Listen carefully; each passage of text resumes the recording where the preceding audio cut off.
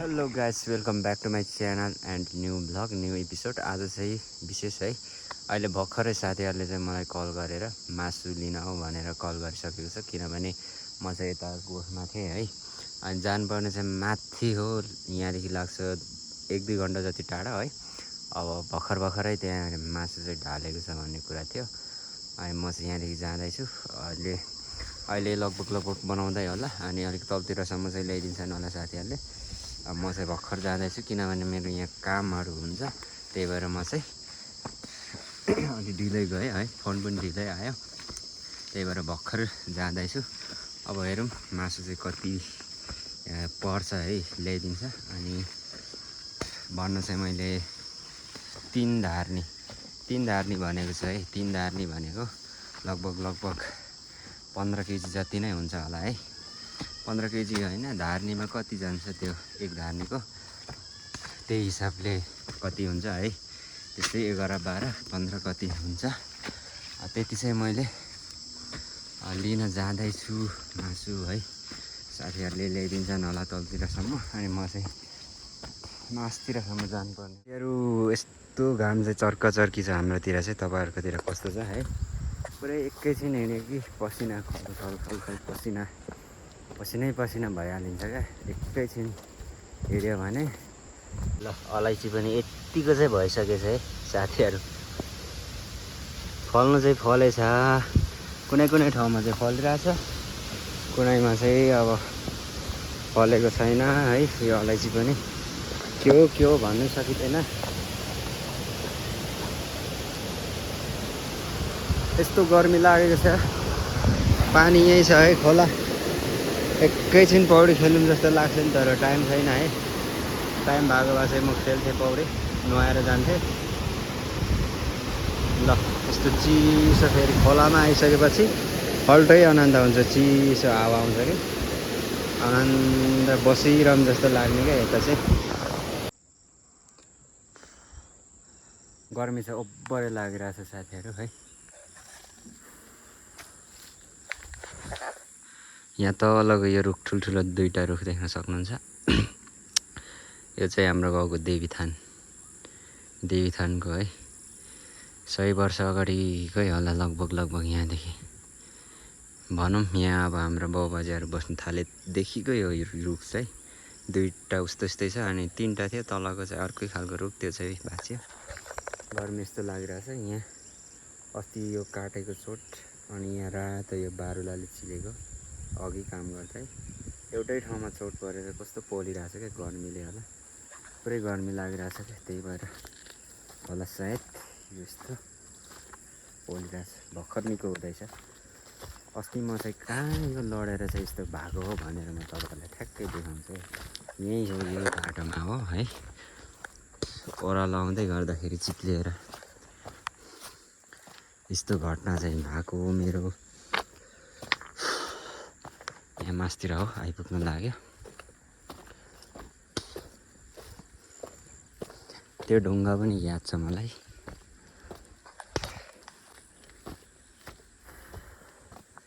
ल यहीँ हो है साथीहरू, यो ढुङ्गामा यहाँ परेको। यो चाहिँ यसरी है, यहाँदेखि चिप्लेर यो यस्तो प्याट्टै भएर हातमा फोन थियो, तर यस्तो फोनलाई जोगाउँदाखेरि यो चाहिँ ठ्याक्कै भेटायो क्या। तर जोगाउँदा पनि भएन, फोन चिप्लेर गइहाल्यो। अनि मैले यो ढुङ्गाले एक ढुङ्गा दिएको। यो चाहिँ यस्तो फेर्नु पऱ्यो नि होइन साथी हो। ल साथीहरू, यो चाहिँ अस्ति भर्खरै बनाएको बाटो हो है हाम्रो गाउँको। अनि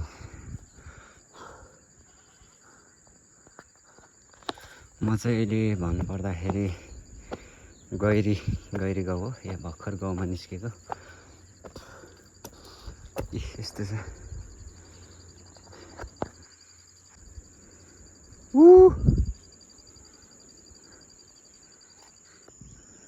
ल साथीहरू, यस्तो छ हाम्रो गाउँ चाहिँ। माथि पनि घर छ 2टा, अनि यता पनि छ। यहाँ बिचमा यो चाहिँ गैरी गाउँ भन्छ है। गैरी गाउँ यतापट्टि चाहिँ यो एरिया चाहिँ डाँडाको, त्यता चाहिँ हाम्रो पर्छ। यस्तो छ।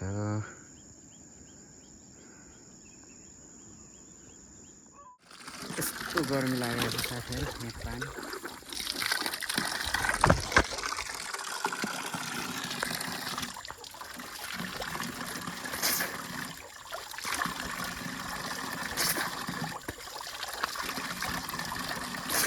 पाइप तातेर होला साथीहरू। पानी पनि एकदम तातो आइरहेको छ।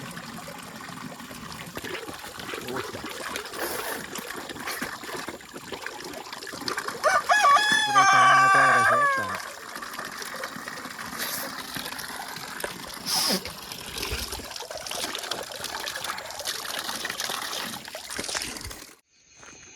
ल फाइनली साथीहरू म चाहिँ मासु लिएर चाहिँ फर्किसकेको छु उतै गोठतिर। अनि मासु चाहिँ यति मात्रै भेटाइयो है। अर्डर चाहिँ धेरै गरेको थियो तर यति मात्रै भेटाइयो। मान्छे धेरै भएछ, भेला भएछ, त्यही भएर यति मात्रै भेटायो। अनि एकजनालाई चाहिँ पुग्छ है। एकजनालाई चाहिँ अब 1 हप्ता जति नै पुगिहाल्छ यति मासुले। एक्लै हो, उता बस्दै चाहिँ गोठमा एक्लै नै छ, त्यही भएर एकजनालाई पुगि नै हाल्छ है। अनि रात पनि पर्न लागिसकेको छ साथीहरू। हेर्दा हेर्दै रात चाहिँ परिसकेको छ है। रात परिहाल्यो, यस्तो धुम्म भइसक्यो, रिमरिम भइसक्यो। आज चाहिँ पानी नपरेर एकदम ठिक छ है मौसम चाहिँ। अनि मेरो गोठ चाहिँ यो भयो है साथीहरू, यहाँ भयो। म चाहिँ यतादेखि बाटो चाहिँ यो डाँडैदेखि छ कि उँभो जाने, माथि निस्किने। तर म चाहिँ यहाँदेखि पानी हेर्दै आउनुपर्ने हुन्छ। पानी खोज्दै आउँदाखेरि यो बाटो आएको हो। म पुग्न लागिसकेँ गोठमा। भर्खर म पनि आइपुगेँ है। त्यही भएर यिनीहरू खोरमा गएकै छैन। मान्छे आएपछि यसरी आउँछ। यहाँ मेरो आगो चाहिँ फुकिसकेको छु। अनि यहाँ यो पानी अघि मैले माथिदेखि खोज्दै ल्याएको, नत्र भए पर खल्सीमा जानुपर्थ्यो। यो रुखको पल्लोपट्टि एउटा गहिरो छ, त्यहाँ चाहिँ पानी पलाउँछ। अनि यता पनि पलाउनु छ यो गहिरोमा, तर त्यहाँ चाहिँ फोहोर छ है। यतापट्टि चाहिँ राम्रो सफा पलाउँछ। अनि यही पानी मैले चाहिँ बनाउँदै ल्याएको। अब फर्स्ट अफ अल यो बाख्राहरूलाई चाहिँ थुन्नु पऱ्यो है साथीहरू। खुर खुर यो नथुनिकन तिनीहरू आएकै गर्ला जस्तो लाग्यो।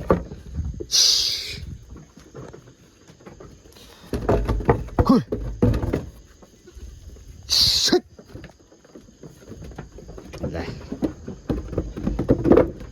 ल यिनीहरूलाई थन्को लगाएपछि चाहिँ ढुक्कले अब चाहिँ काम गर्नु पर्ला है।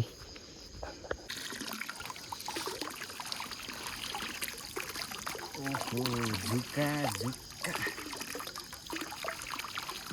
झुक्का चाहिँ यहाँ कति धेरै आउँछ यार।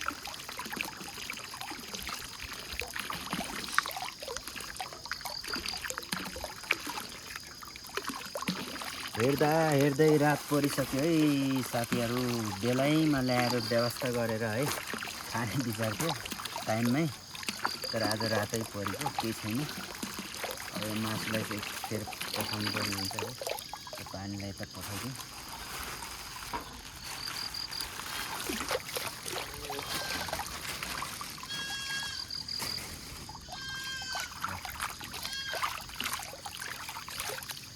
मासु एकदम राम्रो छ है, खाने लायकको। यतिको मासु ठिकै छ है साथीहरू। बस अनि फल मासु। फेरि यो यार बाख्रा बाहिरै छुटेछ, यस्तो छ है। खाने लायकै छ जे होस्।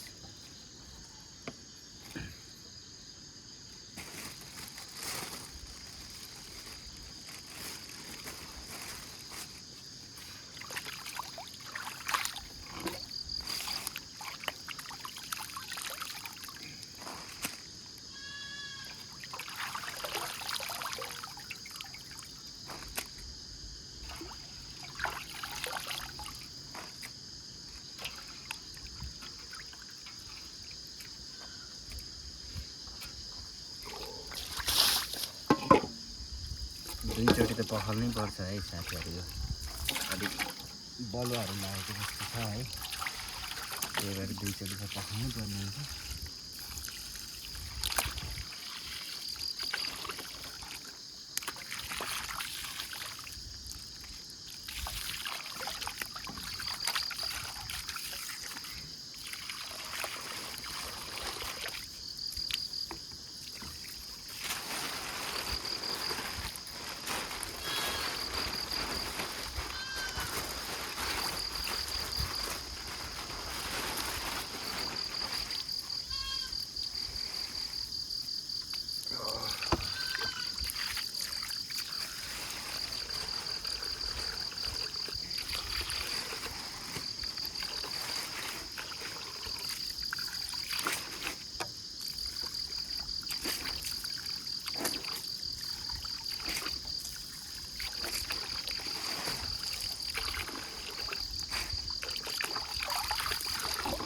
लगभग अब चाहिँ सफा भइसक्यो साथीहरू है पानीमा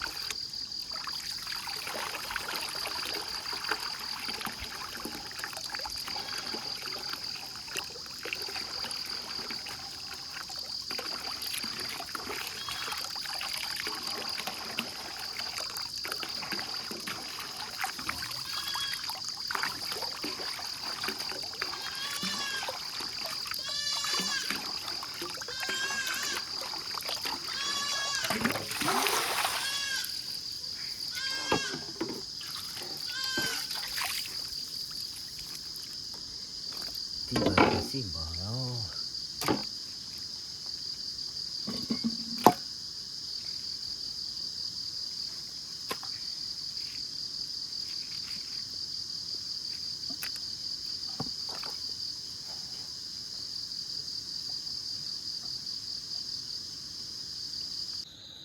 ल त साथीहरू अहिले चाहिँ हेर्दै राति यसरी रात परिहाल्यो है अनि मैले मासुलाई यो यसो धान्दाउँदाखेरि चाहिँ टाइम लाग्यो रात परे भर्खर खाना बसाउँदैछु खाना रेडी हुँदैछ अब चाहिँ सब्जी बनाउनु पर्ने हुन्छ है सब्जी बनाउने है यो सब्जीको लागि चाहिँ मैले यहाँ रेडी गरेको छु यहाँ यो सब्जीको लागि भयो अनि बाँकी चाहिँ मैले यहाँ राखिदिएको छु यहाँ सुकाएर भोलि पर्सिको लागि काम लाग्छ यो चाहिँ सुकुटी है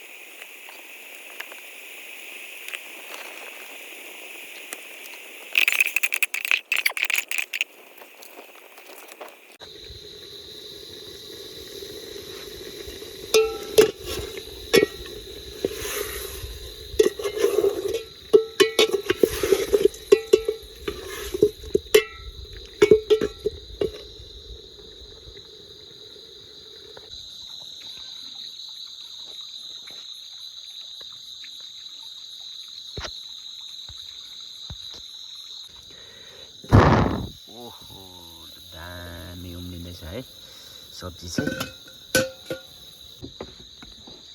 ल साथीहरू अब चाहिँ खाना खाने तर्खरतिर है ओहो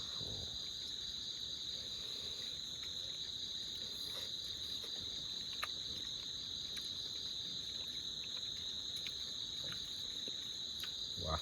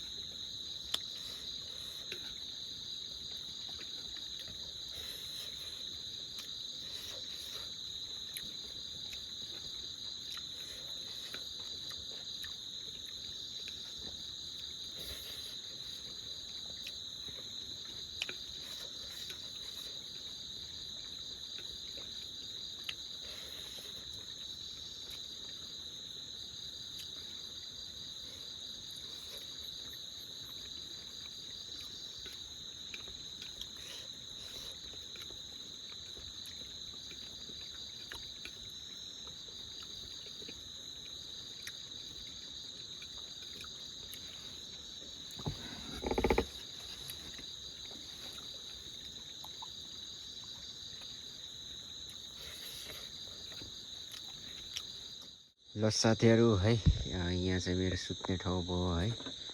अनि यहाँ मासु, यो मुढा चाहिँ अहिले यो आगो लाउनलाई है, यहाँ मासु सुकाउनु पर्छ। अनि यहाँ राति लामखुट्टेले डिस्टर्ब गर्छ, त्यही भएर है यहाँ चाहिँ धुवा लाउनुको लागि पनि ल्याएको थिएँ। त्यहाँ मासतिर काटिराखेको मुढा ल्याउँदाखेरि यहाँ चोट परिहाल्यो। फेरि यस्तो चोट चाहिँ मलाई जति सानो कुरामा पनि लाग्छ क्या, जहिले लागिहाल्यो अघि यो ल्याउँदाखेरि चिप्लिएर है। ल यस्तो छ, मासु सुक्दैछ यहाँ। अनि यहाँ मेरो सुत्ने ठाउँ भयो, ओर्ने ओछ्याउने यहाँ छ। यस्तै छ साथीहरू। ओहो, यहाँ पैसा झारेछ यार मेरो, कति बेला झार्यो कि थाहै भएन। ल साथीहरू, अहिले चाहिँ ठ्याक्कै रातको 10 बजिसकेको छ। यो चाहिँ म बस्ने गोठ भयो है। अनि यता वरिपरि चाहिँ जुनकेरीहरू है झिलिमिली गर्दैछ, ऊ देख्न सक्नुहुन्छ यहाँ। यो चाहिँ फेरि लाइट, जति लाइट बाल्यो त्यति नै नष्ट हुन्छ है यो जुनकेरी चाहिँ है। पुरा अँधेरी रातमा मात्रै हुन्छ यो जुनकेरी चाहिँ, अरू बेला चाहिँ हुँदैन फेरि यसको। किनभने जति यसलाई होइन, यो भनेको रातिमा हिँड्ने भनौँ न, राति हिँड्छ है, राति मात्रै यसको उयो हुन्छ। त्यही भएर यो राति मात्रै हुन्छ। अनि यो लाइट बालेपछि यो हराउँछ क्या पुरै। म देखाइदिन्छु है त साथीहरू, राति यो झिलिक बालेको म देखाइदिन्छु अहिले लाइट मारेर है। अनि यो चाहिँ मैले अहिले देखाउनु चाहिँ यो गोठ भयो। यहाँ यस्तो छ उस्तो चाहिँ पुरै धुवा चलिरहेछ। मैले मुढा बालिदिएको छु किनभने लामखुट्टेले डिस्टर्ब गर्छ राति सुत्नको लागि। अनि थोरै मासु सुकाउनको लागि पनि भयो, त्यही भएर आगो लाउनु पर्ने हुन्छ। अनि वरिपरि जङ्गल रुखहरू देख्न सक्नुहुन्छ, यस्तो छ पुरै जङ्गल। ल यो पारिपट्टि भयो यो गाउँ। ल देख्न सक्नुहुन्छ यो झिल गरिरहेछ नि, यो झिल कुनै मात्र देखिँदो रहेछ, तर टन्नै छ यहाँ जुनकेरी चाहिँ है। ल साथीहरू, अब चाहिँ म सुत्छु है त, मेरो बेडी अब। अनि यहाँ आगो बालिरहेछ पुरै, मासु सुकिरहेछ है। ल त साथीहरू, सबैजनालाई गुड मर्निङ है त। अहिले चाहिँ बिहान, ठ्याक्कै बिहानको 8-9 बजिसकेको छ। अनि बिहानको काम थोरै यहाँ तल फाड्ने काम थियो, अलैँची बगान, त्यो फाडेर चाहिँ आइसकेको छु। अनि अब खाना सब्जी बनाउनलाई रेडी गर्दैछु है। अनि आजको सब्जी यो मासु हुनेवाला छ। ल साथीहरू है, अब चाहिँ खानासाना खाएर दिउँसो काम गर्नुपर्ने हुन्छ। अनि आजको लागि ब्लग चाहिँ यति नै हुनेछ साथीहरू। अब हामी नेक्स्ट ब्लगमा भेट्नेछौँ। अनि आजलाई चाहिँ यति नै।